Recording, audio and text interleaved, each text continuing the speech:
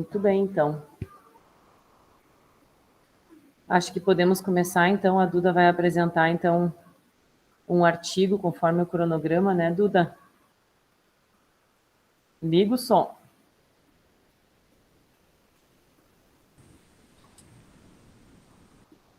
Pronto. Aí. Sim, vou apresentar um artigo, deixa eu compartilhar aqui. Eu, né, naquela ideia de selecionar algum artigo que fosse relacionado ao tema da tese, né, para quem, recapitulando, para quem não lembra. Quase eu já não lembrava o que era a minha tese, né, prof? A nossa ideia, né, era fazer uma análise cinemática da marcha, mas com foco, né, com ênfase na avaliação do comportamento do membro superior durante a marcha. E a gente, né, iniciou as coletas lá na EasyFeed, com a caminhada nórdica e o jogging aquático. E aí queria ver a diferença, né, do comportamento dos membros superiores. Então, as análises estão sendo feitas. E aí, então, eu achei um artigo que usou essa análise também do comportamento do membro superior durante a marcha, em outro contexto, que seria comparando uma dupla tarefa com uma tarefa única. Mas eu achei bem legal de trazer, porque é um artigo que a gente pode usar para tese no sentido de usar a metodologia dessas análises de membro superior, que a gente não vê muito, né, especialmente com o Parkinson, que a gente vê mais pesquisa focada em membro inferior e tanto para intervenção, né, quanto para avaliação. A gente não vê muitas coisas de membro superior. Então, e aí o grupo, né, tem tido esse enfoque ultimamente, nas últimas pesquisas. Então, eu trouxe uma aqui que fez essa análise. Deixa eu compartilhar. Duda, acho que tu nem tá sabendo lá da URGS, né? Bruna, tu tá sabendo? Que o centro natatório tá em reforma, sei lá. Interditado. Sério? Risco de desabamento. Sério? Ai, meu Deus. Não, segundo a Flávia, né? Uhum. Vai ficar 3 semanas fechado para uma reforma, mas depois vai abrir. A informação que as gurias já me passam é um pouco diferente, assim, né? Que é muito mais do que isso. Então, tô bem aflita, assim, para saber o que vai acontecer, porque o Centro Natatório ele é uma obra antiga, né? E tal, como toda a URGS, né? Então, eu não sei como é que vai ficar a situação, assim. Segundo a Flávia, não é para ficar preocupada, está tudo sob controle, as coisas vão correr naturalmente, mas tem que ver como é que vai ser a reforma, né? Eu fico pensando, reforma, universidade pública, né? Demora um pouquinho mais que o normal. Mas tudo bem, com o pensamento positivo, acho que, vamos ver, pelo menos ela me disse para me tranquilizar. E as gurias estão vendo lá, estão medindo a febre para depois falar alguma coisa. Mas aí elas estavam no auge da coleta. Elas falaram delas, hoje, né? Eu fui perguntar, gurias, vai ter a coleta amanhã delas, mas elas não tinham me dito que era por isso. Agora eu fiquei preocupada também. Então, elas estão no auge da coleta, né? Os dados estão ficando muito legais, mas tudo bem. Eu falei para elas, vamos indo. Né, a gente já enfrentou uma pandemia agora. Não, olha, guria. Acho que estamos aprendendo a superar os desafios, os obstáculos que vêm no caminho.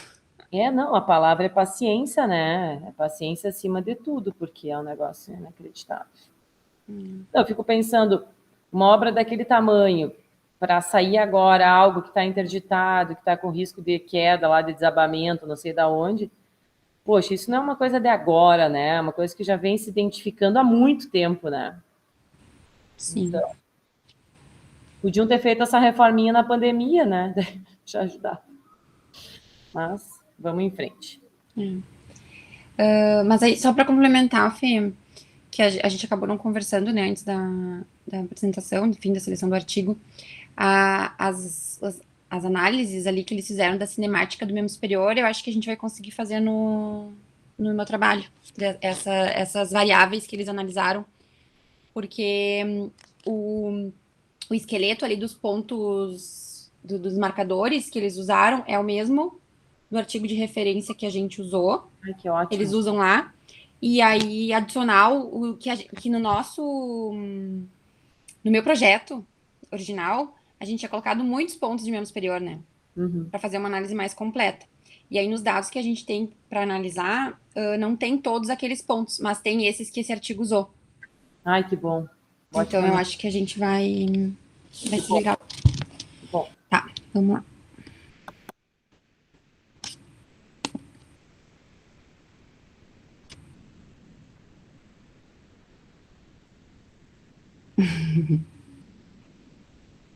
Mimosa.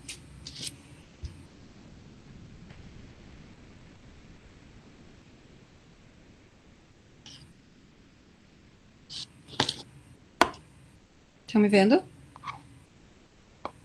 Sim, tudo certo. Deixa eu entrar aqui no meu celular para eu ver vocês enquanto eu falo.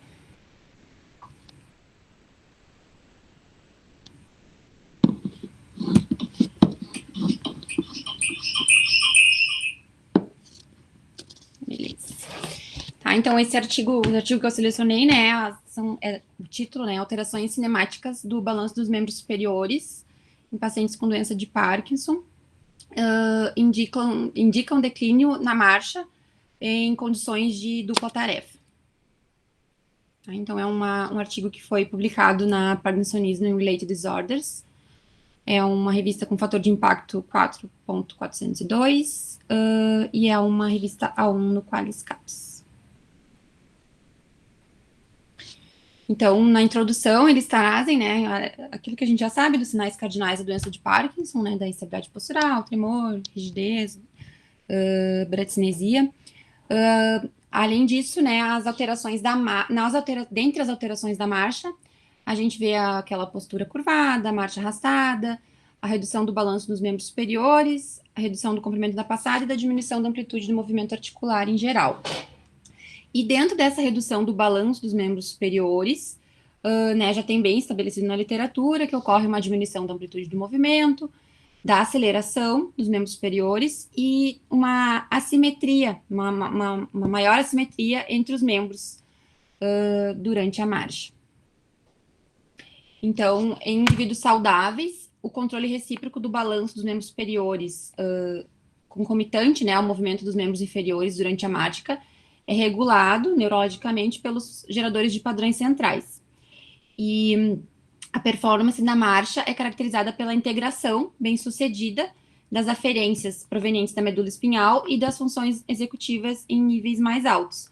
Mas na doença de Parkinson, ocorre uma interrupção desses circuitos neurais. Peraí que eu tô aqui.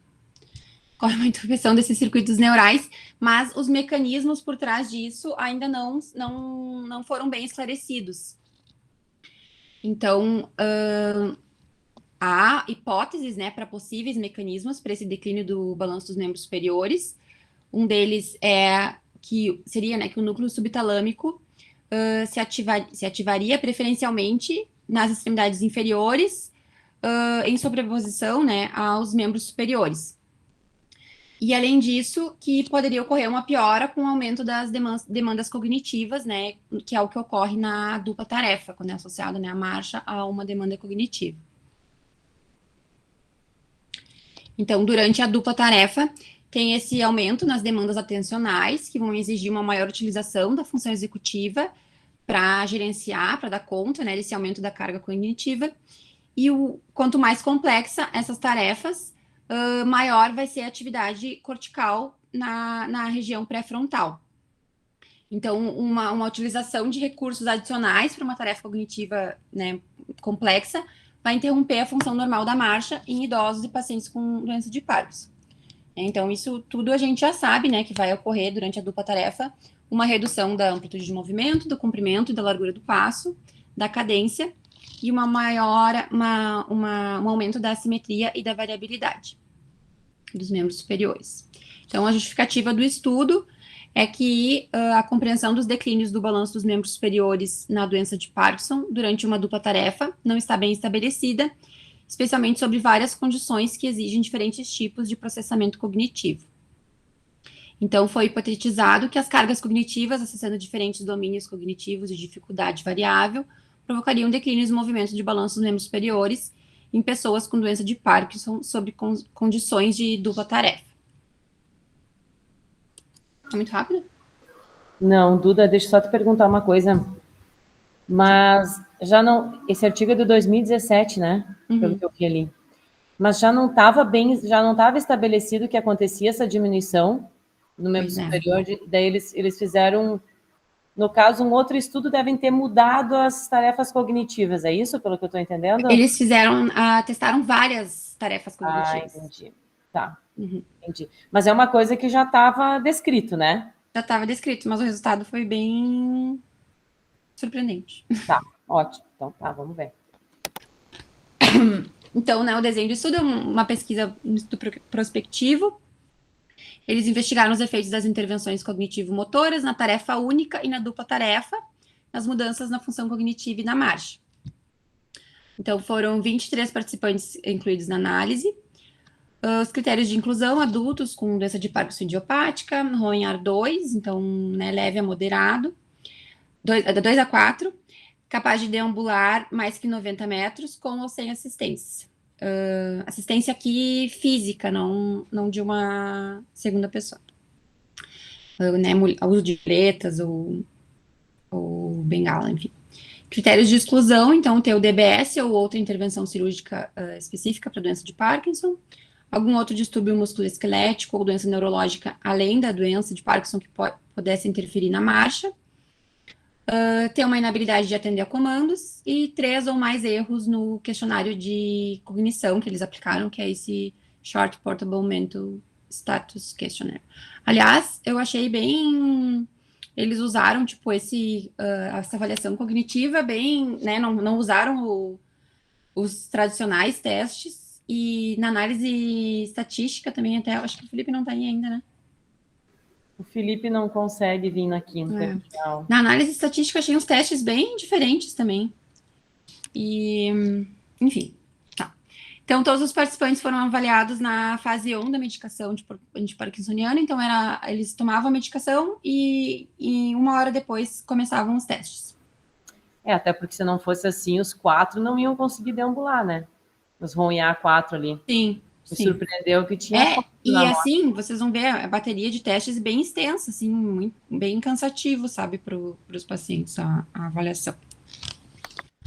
Então, eles usaram, né, coletaram os dados biomecânicos durante a marcha, com esse software, esse CAREN, Computer Assisted Rehabilitation Environment, que era integrado ao Vicom, 10 câmeras, uma esteira, um sistema de tela de projeção cilíndrica de 180 graus, e o software de Flow, tá?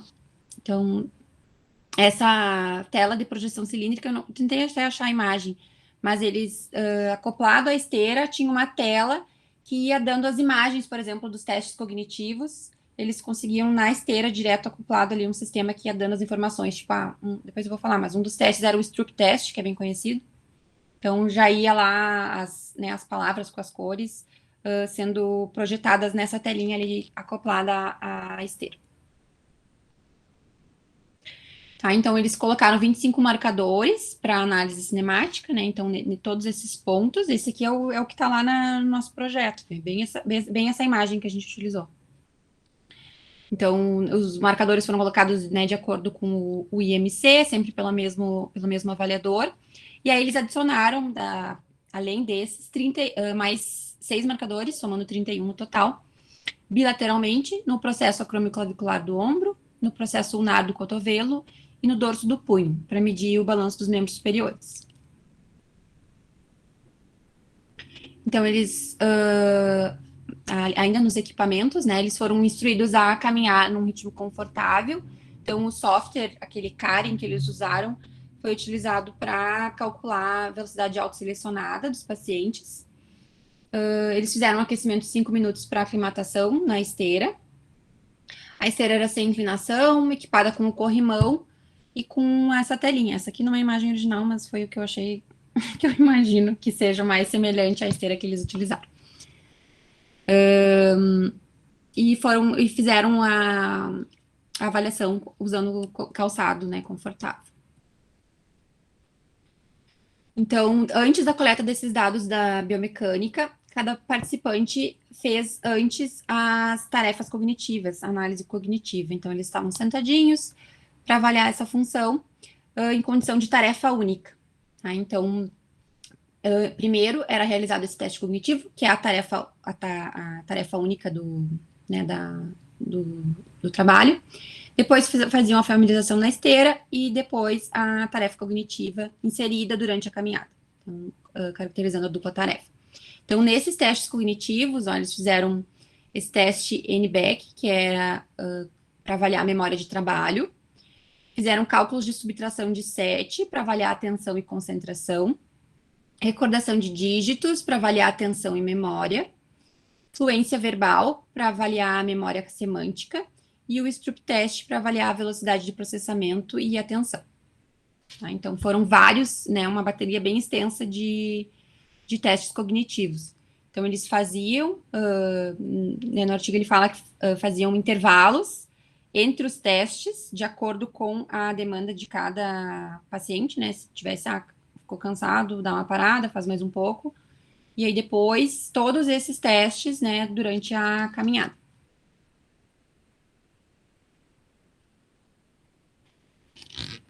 Então, os dados biomecânicos, eles foram analisados tanto no lado, né, eles diferenciaram o lado mais afetado e o lado menos afetado de acordo com a avaliação do PDRS. Então, né, o lado com mais comprometimento e o com menos comprometimento. Os marcadores do punho foram usados para medir o deslocamento do braço durante o balanço do membro superior em relação ao quadril. Então, eles, né, calcularam essa distância. Então, ali nas coordenadas X, Y, Z, elas foram normalizadas para a pelve, para conseguir fazer esse cálculo, né, da distância, levando em conta as localizações variáveis do sujeito dentro do volume da captura do movimento. Tá?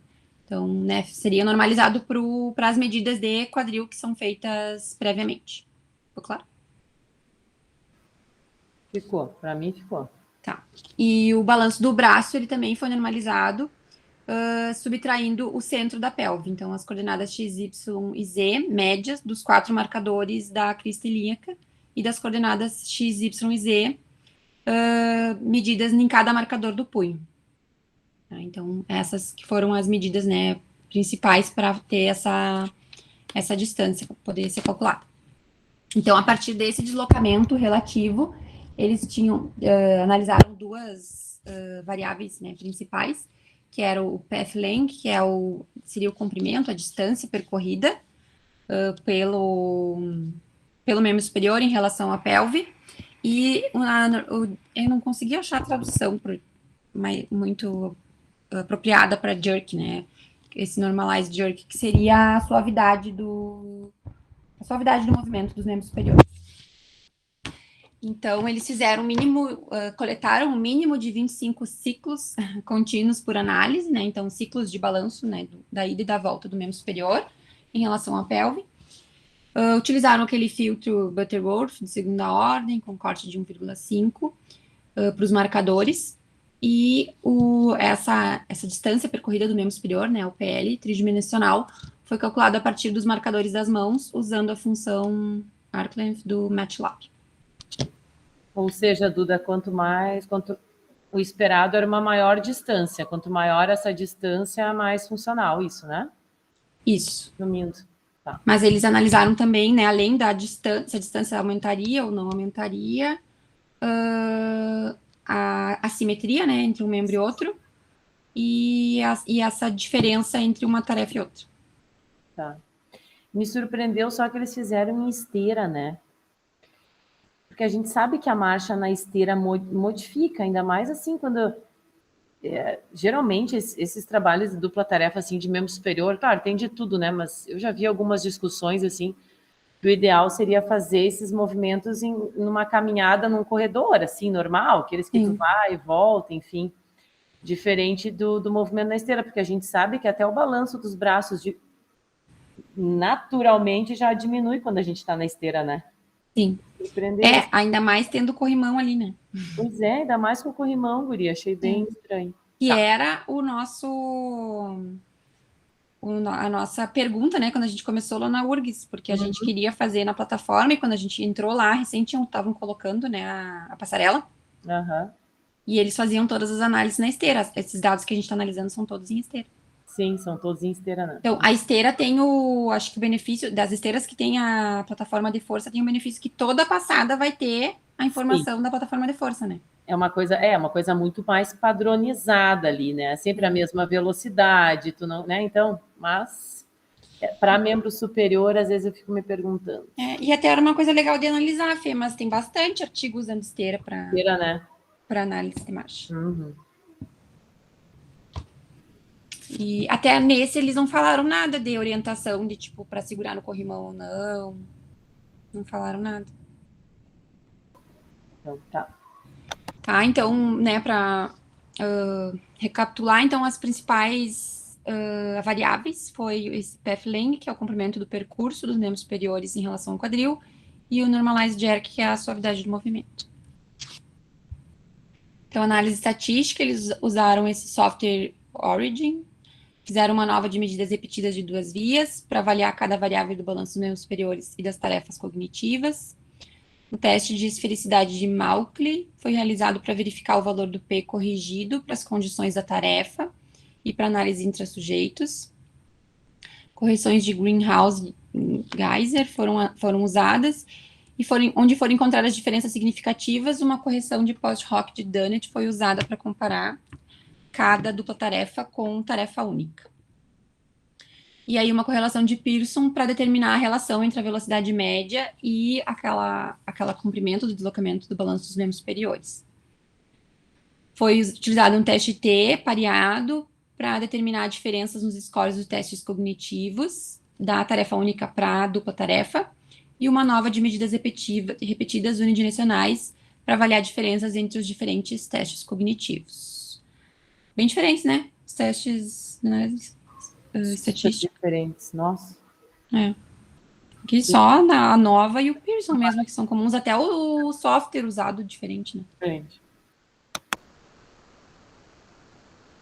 Então, de resultados, aqui os dados demográficos, né? Então, 12 mulheres, 11 homens, a média de idade, né, de 51 a 76, a média não, a faixa etária, né? Média de 63, média de 6 anos de doença, né, um ROEAR na média 2,2.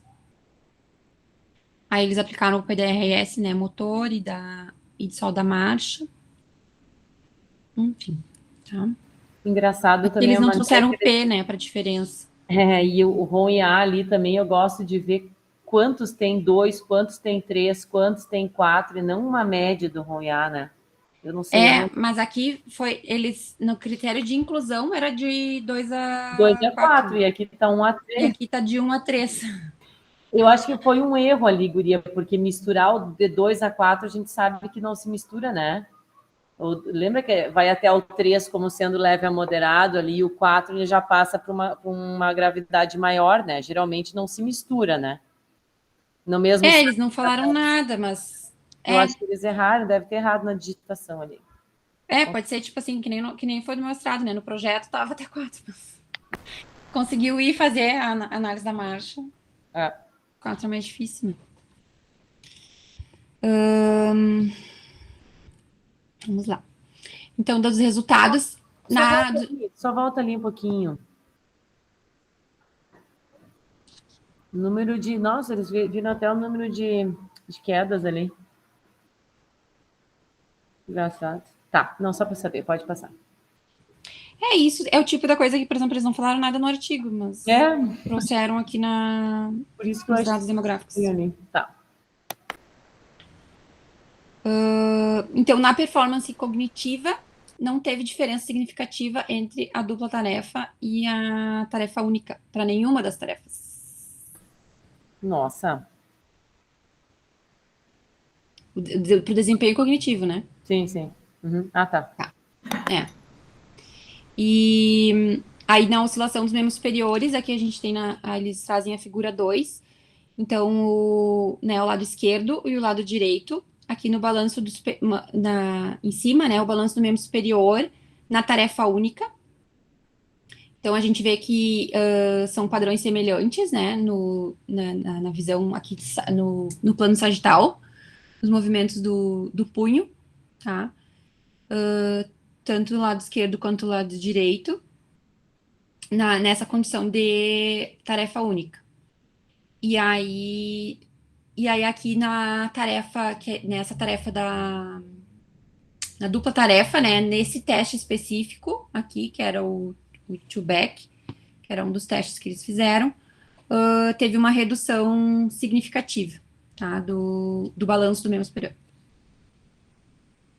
E aqui, né, esse emaranhado, né, é justamente aquela path length, né, que é a distância percorrida do membro superior. Tá, e ali é membro direito e membro esquerdo, é isso, Duda? É, esquerdo e direito. Esquerdo e Em direito. cima, a tarefa única, embaixo, a dupla tarefa, para esse teste específico aqui. Uhum.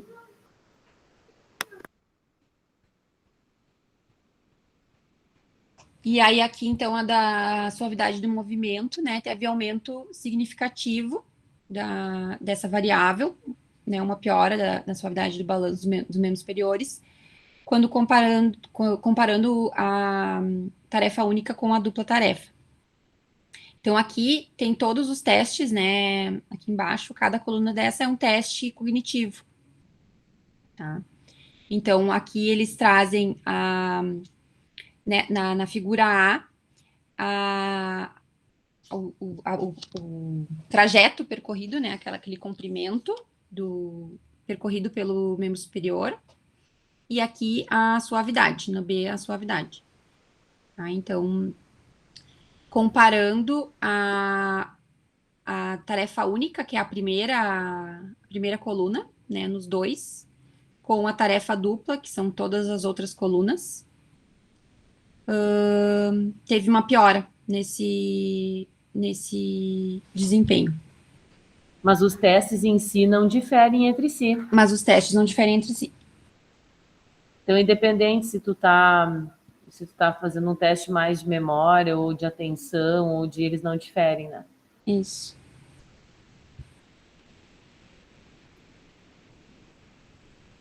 Mas ali, Duda, não foi só duas que foi diferente do tarefa única?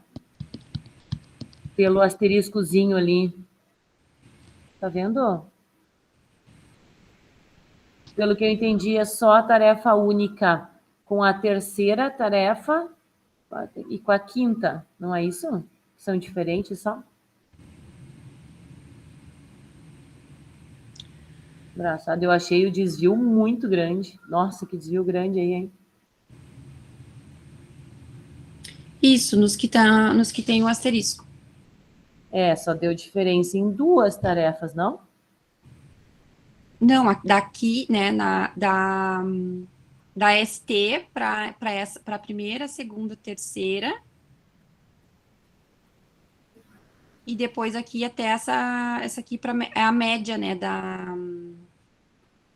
Ah, eu pensei que ele tivesse ligando, que tivesse diferente só o primeiro com o terceiro e o primeiro com o quinto, entendeu?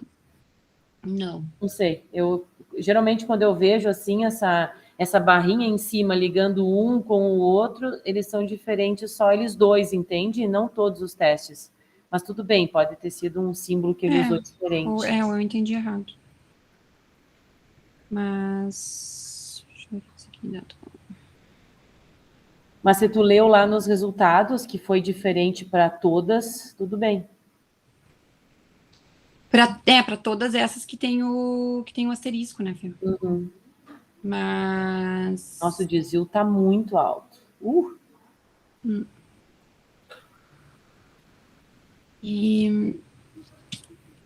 Então é isso. Então, o balanço do braço, né, medido pelo esse comprimento percorrido e da suavidade de movimento, né, resultou em declínios nas condições da dupla tarefa na população com doença de Parkinson. Então, as demandas cognitivas e atencionais exigidas das tarefas, né, dessas tarefas específicas, que era essa aqui de subtrair, do número de 7, dessa to-back, da recordação de dígitos e da fluência verbal, são significativas o suficiente para sequestrar a atenção adicional que as pessoas com doença de Parkinson normalmente requerem para a marcha funcional.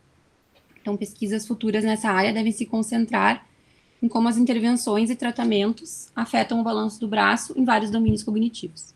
Então, pode ser útil para direcionar as terapias cognitivas nas áreas que demonstraram maior declínio, para verificar se as melhorias são alcançáveis e traduzíveis em atividades diárias. Então, é isso. Eu achei legal porque ele trouxe diferentes, né, tipos de teste cognitivo. Geralmente a gente vê né? Geralmente o Stroop test é utilizado só um. Então, achei legal ele trazer várias, para a gente ver, né, que tem diferença entre, né, cada demanda cognitiva ali que ele utilizou. E por essa metodologia, né, da análise que acho que vai ser útil para nós. E é isso.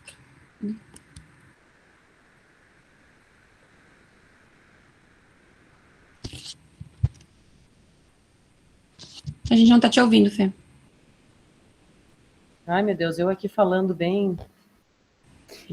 Vamos de novo. Eu achei interessante que não deu diferença entre as tarefas, entende? Eu achei que... Porque tem algumas tarefas que são bem difíceis de serem realizadas. Por exemplo, essa de subtrair o 7, ela é muito mais difícil do que, por exemplo, uma de fluência verbal ali, que você, fale palavras que começam com P, por exemplo, ou que começam com B. Então, eu fiquei surpresa com isso, assim, que não teve diferença entre as tarefas, achei que fosse encontrar, sabe? Mas, Fê, não teve diferença dos resultados cognitivos entre dupla tarefa e tarefa única. Sim, sim. Tá, mas no balanço do membro superior teve, né? Entendeu? Tá, mas quais foram as tarefas que mais diminuiu o balanço do membro superior ali? Eu vou compartilhar aqui é porque eu não botei a imagem no... Para mim ficou confusa aquele gráfico ali. Não entendi. Deixa eu colocar a tabela que dá os dados completos, porque eu não botei nos slides, porque ia ficar ruim de ver, é uma tabela comprida. Mas deixa eu compartilhar aqui com vocês. Compartilha o artigo para a gente ver. Aqui, ó. Como é que eu vou fazer isso? Aqui.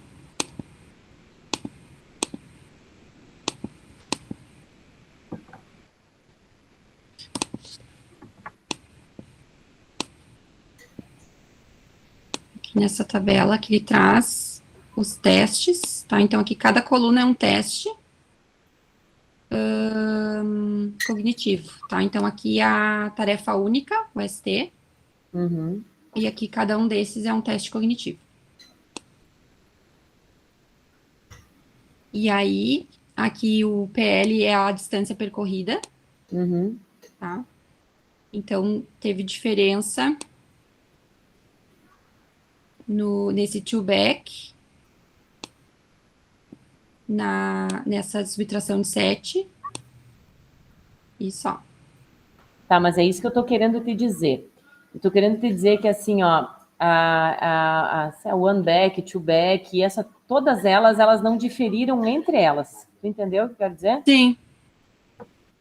Porque eu pensei que pudesse diferir, porque às vezes uma esfera cognitiva demanda muito mais esforço, às vezes motor, do que outro. Sim. A gente acabou fazendo com os pacientes amputados ali, e a gente viu que principalmente essa tarefa de ir diminuindo 7 em 7, 100 menos 7, menos 7, demandava muito mais esforço para eles do que uma de ficar falando P ou B, entende? De fluência verbal, assim. Sim. Foi isso que eu fiquei impressionada, assim, muito próximo os valores, ó, 0,46, 0,47. E assim, Fê, é uma amostra pequena, né? E eles não falaram nada de cálculo amostral. E foi publicado numa revista de boa, né? A U. Fator 4.4. Daí, se a gente não coloca, os caras nem olham o artigo, assim, né? Eles nem... Eu fico impressionada. E assim, ó, eu vou te dizer, eu não entendo pouca coisa de estatística, tá? Mas pela minha experiência, assim, ó, esse desvio que tá quase do tamanho do valor da média, se tu vai fazer esses testes estatísticos comuns que todo mundo faz, enfim, eu tenho certeza que não dá diferença, tá? Mas, claro, quem sou eu para dizer, né? Eu não conheço, não entendo muito. Mas o desvio tá muito alto, Duda. Quem sabe eles utilizaram outros testes estatísticos, porque a gente sabe que tem outros testes que são muito mais sensíveis, né? Pode ser. Mas tá muito alto. Tá muito alto. Pode ser. E aí aqui, para a suavidade do movimento, teve diferença no DigiRecall, que era, tipo, eles falavam alguns dígitos e aí depois tinha que memorizar e depois falar quais eram, nessa subtração de 7 e na fluência verbal. Uhum. Às vezes E aí, por exemplo, o strip test, que é um teste que é um dos mais utilizados, não deu diferença para nenhuma variável. Uhum. Porque às vezes para tu resolver essa parte do desvio muito alto, é só aumentando o N, né? Isso às vezes é um trabalho de, sei lá, que tu vai pegar aí uma amostra no mínimo de 50, 60 pessoas para a gente conseguir diminuir o desvio, sabe? Sim. Melhorar um pouquinho a estatística. Mas bem interessante, achei bem legal. Gente, alguém quer falar alguma coisa, perguntar alguma coisa? Vamos lá. Prof, só comentar uma coisa assim bem nada a ver, mas sobre a esteira. Será que eles estão usando a esteira por conta do que demanda mais espaço pelas câmeras ali? Acho que não, porque Não. esses laboratórios de marcha, geralmente é por exemplo, lá na fundação e até essa da URGS, é uma passarela o quê? De 3 metros? Pois é, não é muito grande, não. Eu tô participando ali das coletas. Porque aí a gente faz só aumenta o percurso, vai e volta mais vezes para dar o número de passadas necessário para fazer análise. Por exemplo, aqui, que era focado no membro superior, eram 25 ciclos, né, de ida e volta do braço. Mas quando é focado em membro inferior, geralmente há 10 passadas a gente coleta. Então, caminha um pouco mais para ter pelo menos 10 para analisar, sabe? Então não faz sentido mesmo usar, então, a esteira. Eu vou te dizer que eu acho que é muito mais fácil de analisar, assim, como a Duda falou, sabe? Não tem erro, né? A pisada vai estar sempre ali. A gente que já coletou em laboratório de marcha, a Duda já coletou também, sabe que não é fácil às vezes, né? Às vezes tu tem que repetir de novo com a pessoa para ela caminhar, porque ela passa tantas vezes e nem sempre ela pisa na plataforma, né? Então vai, vem, às vezes não dá certo, tem que coletar de novo. E na esteira ali não tem erro. Eu acho é mais fácil para coleta, então. É muito mais Entendi. fácil. É muito mais eu acho que até... eu ia falar pela questão de queda, que fica mais seguro, mas também não, né? Porque a esteira... Duda, mas aí... Ao mesmo tempo que tem o corrimão e tu vai ficar sempre... garante que tem alguém do lado, né? Mas não é tão natural, né? Não é tão natural. Eu acho muito mais funcional na passarela ali, caminhando daquela maneira, nem que dê muito mais trabalho, mas... E até, claro que ali eles usaram software para calcular a velocidade autoselecionada, mas numa passarela também, né, ficaria muito melhor de descobrir a velocidade autoselecionada, ou, por exemplo, geralmente se faz o teste de 10 metros, né, para ver a velocidade autoselecionada. Daí se colocaria na esteira, né, que é o que a gente fazia ali na URGS, fazia o teste de 10 metros, para chegar na velocidade autoselecionada e aí botava aquela velocidade na esteira para o paciente caminhar. Entendi. Mas numa passarela fica muito mais natural, né? Muito mais. Exato. Mas dá muito mais trabalho, né, para quem analisa, né? Eu tô ajudando ali as gurias, aí às vezes a gente tem que pedir para dar de novo, passar de novo. Então, acho que é por conta desse sentido mesmo que eles usaram a esteira. E se na passarela, por exemplo, se vai pegar dados de cinética, né? Se tem a plataforma de força só no meio da passarela, daí às vezes vai e aí não pegou 2 passos na passarela, daí tem que vir, volta de novo. Aí não pegou de novo. Então, assim, né? Precisa muitas vezes. Isso prolonga muito, né, o tempo que a gente coleta.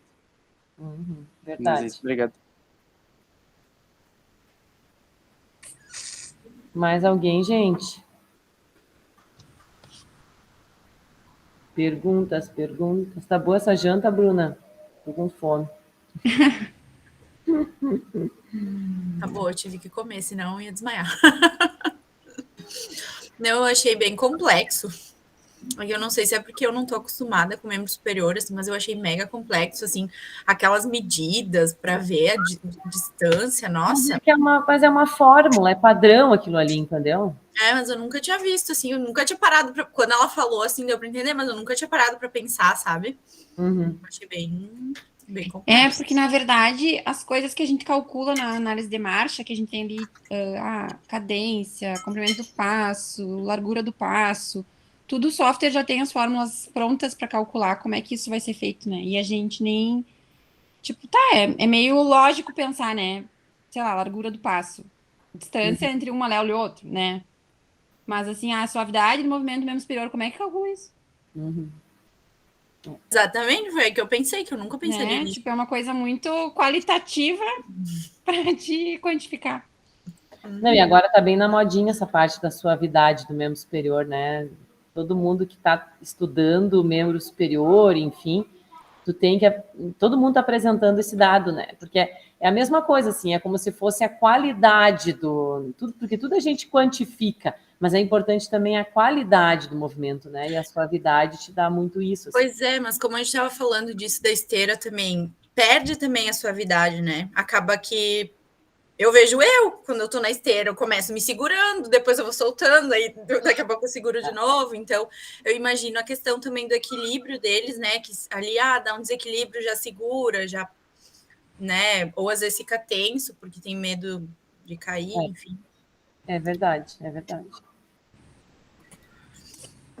Tati, dá boa notícia, Tati. Dá boa notícia para a galera que o artigo foi publicado, que está lindíssimo. Tem que dizer, com uma grande ajuda do nosso amigo Gustavo aqui, que foi importantíssimo nesse processo. Mas foi publicado, prof, ou só foi aceito? Não, foi aceito, agora a gente vai pagar ele, né? Uma partezinha ali, bem bonitinha, mas... Coisa boa. Foi. Coisa boa, parabéns, Tati. Obrigada para todos nós, né? A gente sempre tem um contributo.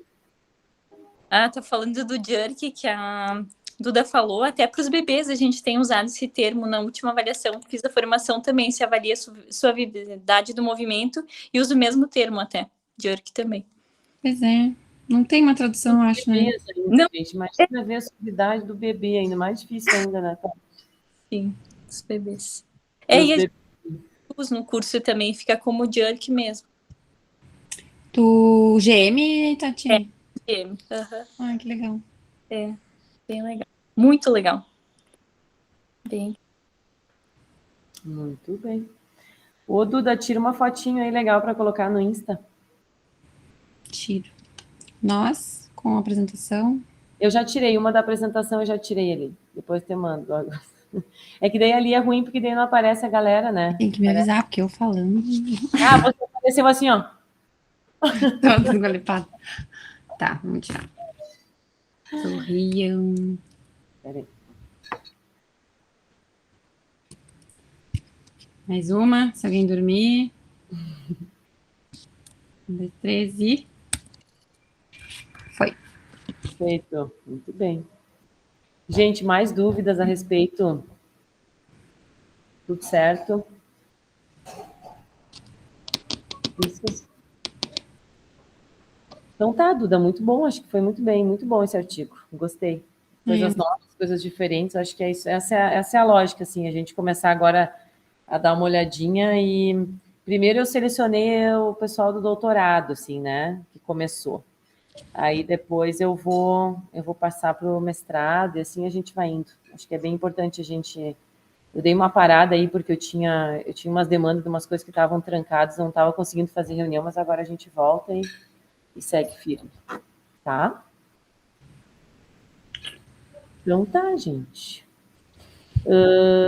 Fica aí então aqui, né, a Jéssica, né, e a Bruninha que querem falar comigo. Mais alguém quer falar comigo? Ju, tudo certo? Tudo certo. Eu que pergunto. Os alunos de TCC nem estão aí, senão já ia puxar os cabelos deles. Né? Ah, sim, eles devem estar se descabelando fazendo. É, mais ou menos isso. Não, mas tu viu ali os resultados, né? Ficaram bem interessantes, né? Ficaram bem legais, você me acelerou o coração. Então tá. Então tá, gente. Boa noite para vocês. Nos vemos aí no próximo encontro, tá? Gente, vamos tirar outra foto. Peraí, que não deu. Não deu? Não, vamos tirar outra. 2, 3 e... Agora foi. Mais uma. Deu. Então, feito. Beleza. Então, tá, gente. Beijão. Boa noite, tá? Boa noite. Até a Boa próxima. noite. Tchau, pessoal. Boa noite. Tchau. Boa noite.